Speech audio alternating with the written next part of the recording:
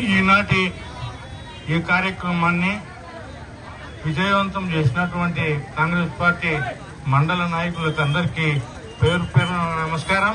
అదేవిధంగా స్థానికంగా మరి మన సర్పంచ్ గారు పూజారి సామ్రాజ్యం గారికి, మరి కృష్ణార్జునరావు గారికి, అదేవిధంగా ఈ మండలంలో గెలిచినటువంటి కాంగ్రెస్ పార్టీ సర్పంచులకు, ఉప సర్పంచులకు, కాంగ్రెస్ పార్టీ శ్రేణులందరికీ కూడా ప్రత్యేక నమస్కారాలు.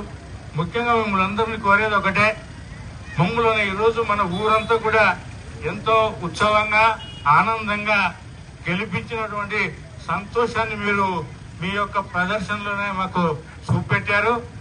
మిమ్మల్ని కోరేది ఒకటే, ఇక్కడ కాంగ్రెస్ పార్టీలో ఉండి కాంగ్రెస్ కే పోటీ చేయిస్తున్నటువంటి నాయకులకు సమయం వచ్చిన నాడు సరైన బుద్ధి చెప్పేటందుకు సిద్ధంగా ఉన్నానని చెప్పి ఈ వేదిక ద్వారా మీ అందరికీ తెలియజేస్తున్నా.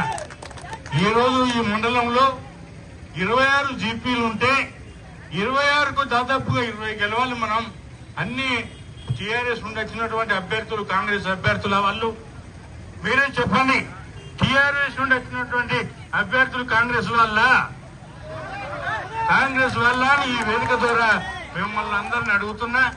వారు చావడం మూలన ఈ మండలంలో ఉన్నటువంటి ఏ ఒక్క పేదవాడికి కానీ, ఏ ఒక్క డబ్బు లేని వాడికి కానీ నిలబడకుండా మరి ఈనాడు జరుగుతున్న పరిణామాలన్నిటి మీరు చూస్తున్నారు. ఇక్కడ ఏదైతే ఇసుక మాఫియా ఉన్నదో ఇసుక మాఫియాను వదిలిపెట్టనని చెప్పి ఈ వేదిక ద్వారా మీ అందరికీ సవాల్ చేసి చెప్తున్నా.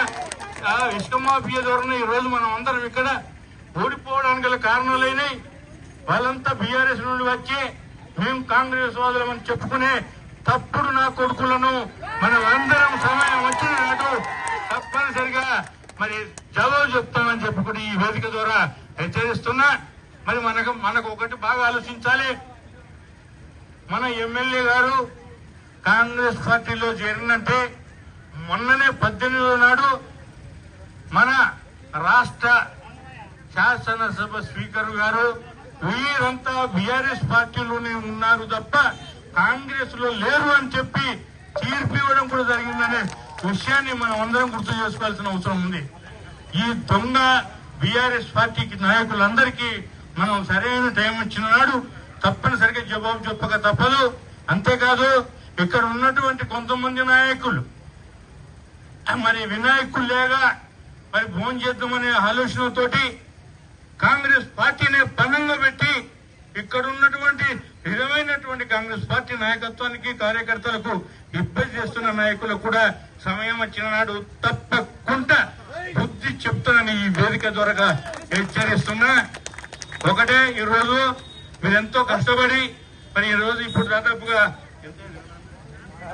4 గంటలు అయింది. దాదాపుగా 5 గంటలు మన విలేజ్ లో మీరందరూ ఎంతో ఆనందంగా ఉత్సవంగా మరి ఈ యొక్క విజయోత్సవాల్లో పాల్గొని మీరేం భయపడాల్సిన పని లేదు.